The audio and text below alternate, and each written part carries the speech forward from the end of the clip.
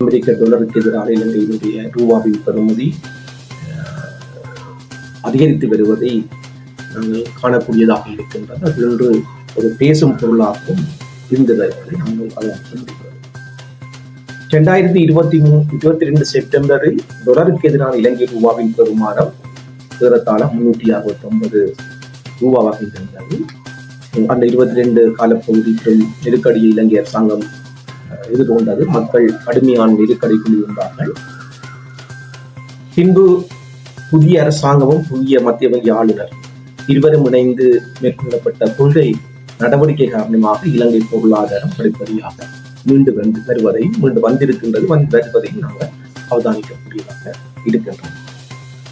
2023 March மாதத்திலிருந்து டாலருக்கு எதிரான இலங்கை ரூபாவின் பெறுமதி தொடர்ச்சியாக அதிகரித்து ஜூன் மாதம் 23 ஜூன் மாதம் அளவில் அது 290 ரூபாவாக காணப்பட்டது.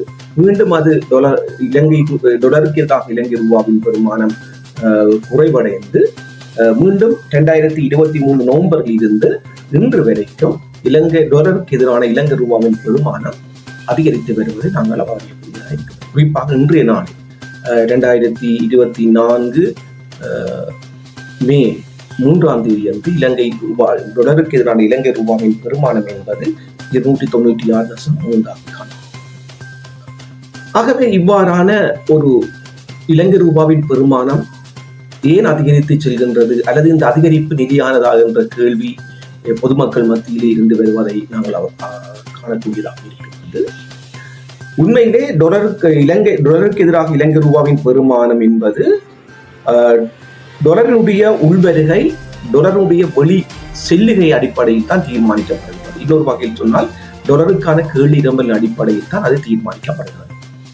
சமீப காலமாக உங்களுக்கு தெரியும், இலங்கையை பொறுத்தவரையிலே இறக்குமதி கட்டுப்பாடுகள் இருக்கின்றது. குறிப்பாக இன்றும் பல கட்டுப்பாடுகள் இருக்கின்றது. வாகன இறக்குமதி கட்டுப்பாடுகள் உட்பட கட்டுப்பாடுகள் இருக்கின்றன.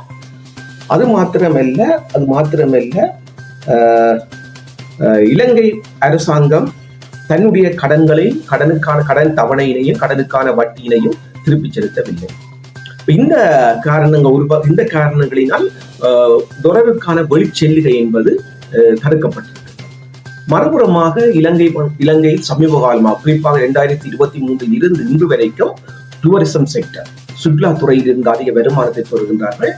அதே மாதிரி ஃபாரின் ரிமிட்டன்ஸ், வெளிநாட்டில் இருந்தான பண அனுப்பல் மூலம் வருமானத்தை பெறுகின்றார்கள். அது மாத்திரமல்ல, இந்த IMF இன்ஸ்டால்மெண்ட் பகுதிகளவான கொடுப்பனவுடைய அரசாங்கம் பெற்றிருக்கின்றது. வேர்ல்ட் பேங்க், EDP போன்ற அமைப்புகள் அரசாங்கத்துக்கு கடன் கொடுத்திருக்கின்றது. ஆகவே இந்த டாலரினுடைய உள்வருகை அதிகமாக இருந்ததன் காரணமாக இப்பொழுது இந்த டாலருக்கு எதிராக இலங்கை ரூபாவின் பெறுமானம் என்பது உயர்வாக இருந்து வருகிறது, உயர்ந்து செல்வதை நாங்கள் அவதானிக்கப்படுகிறோம்.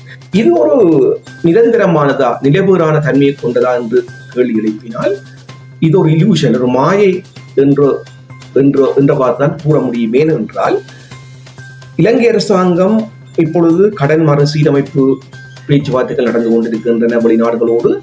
அந்த கடன் மறுசீரமைப்பு முடிவடைந்த பின்னர் இலங்கை அரசாங்கம் கடன்களுக்கான வட்டி தவணை கொடுப்பதை செலுத்த வேண்டியவர்.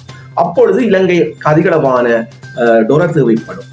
இரண்டாவது, இந்த இறக்குமதிகள், சில இறக்குமதி கட்டுப்பாடுகள் இன்னும் தளர்த்தப்படவில்லை. வாகன இறக்குமதியில் தளர்த்தப்பட்டால் பெருமளவான டாலரை நாங்கள் வெளிச்செல்ல வேண்டியவர், இலங்கையிலிருந்து வெளிச்செல்லும். அவ்வாறு ஏற்படுமாக இருந்தால் இந்த டாலர் இலங்கை ரூபாவினுடைய பெறுமதி உயர்வு, அப்ரிசியேஷன் என்பது, பெறுமதி உயர்வு என்பது தற்காலிகமானதாகத்தான் இருக்கின்றது. அது எப்போ எந்த நேரத்திலும் இலங்கை ரூபாவின் பெறுமானம் சரிபடையலாம்.